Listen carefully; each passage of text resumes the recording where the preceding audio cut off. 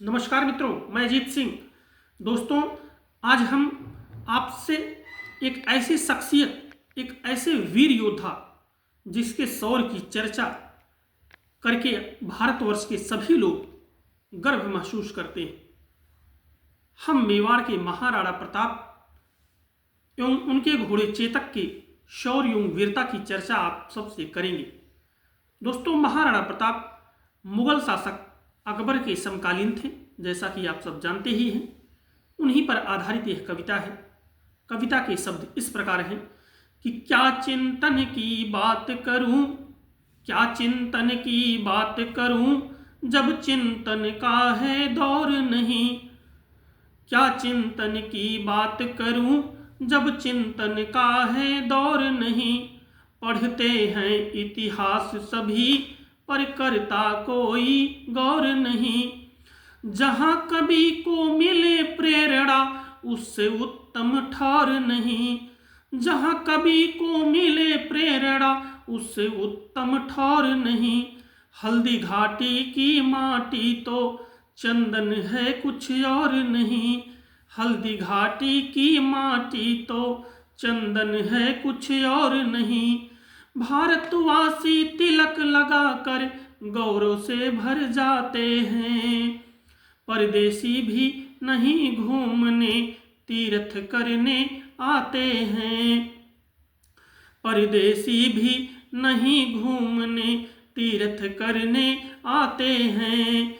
आन बान और स्वाभिमान जब नहीं किसी के पास बचा, बप्पा रावल के वंशज ने उस युग में इतिहास रचा। आन बान और स्वाभिमान जब नहीं किसी के पास बचा, बप्पा रावल के वंशज ने उस युग में इतिहास रचा। बड़े बड़े राजे रजवाड़े अकबर के अधीन हुए। बड़े बड़े राजे रजवाड़े अकबर के अधीन हुए। निर्वासित सिंहासन पर तब महाराणा आसीन हुए।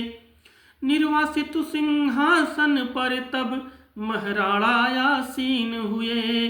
पूरा भारत पराधीनता, पूरा भारत पराधीनता की बेड़ी में जकड़ गया।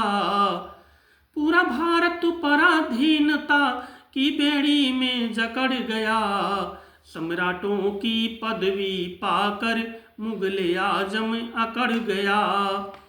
सम्राटों की पदवी पाकर मुगले आजम अकड़ गया। हल्दी घाटी समरांगण में, हल्दी घाटी समरांगण में चित्र शौर्य का खींचा है। शत्रु के स्वर्णित से जिसने इस माटी को सींचा है। शत्रु के स्वर्णित से जिसने इस माटी को सींचा है। रक्त तलाई में चेतक ने अरि का रक्त कुलीचा है। रक्त तलाई में चेतक ने अरि का रक्त कुलीचा है। मान सिंह के हाथी का मस्तक अपनी टांगों से भींचा है। जिसकी टापों की चोटों से, जिसकी टापों की चोटों से हाथी भी चिंगाड़ उठा। शिव का नंदी पर्वत जैसे, शिव का नंदी पर्वत जैसे असुरों को उखाड़ उठा।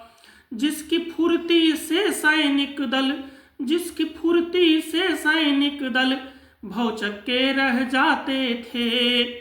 फौलादी लाते खाकर, फौलादी लाते खाकर हक्के बक्के रह जाते थे। सहस्त्रनाद से गिर जाते थे, सहस्त्रनाद से गिर जाते थे। प्राण बचाना भारी था, शायद वह तो एक लिंग के नंदी का अवतारी था। शायद वह तो एक लिंग के नंदी का अवतारी था। सम्रांगण में शत्रु दल को, सम्रांगण में दौड़ लगाकर शत्रु दल को कुचला है। सम्रांगण में दौड़ लगाकर शत्रु दल को कुचला है। उभड़ खाभड़ नद नालों में 100 100 फीट तक उछला है, उभड़ खाभड़ नद नालों में 100 फीट तक उछला है। हाँ चेतक का आत्मदान तो युगों युगों पर भारी है। हाँ चेतक का आत्मदान तो युगों युगों पर भारी है। राणा ही नहीं पूरा भारत चेतक काया भारी है। राणा ही नहीं पूरा भारत चेतक काया भारी है। बहुत बहुत धन्यवाद।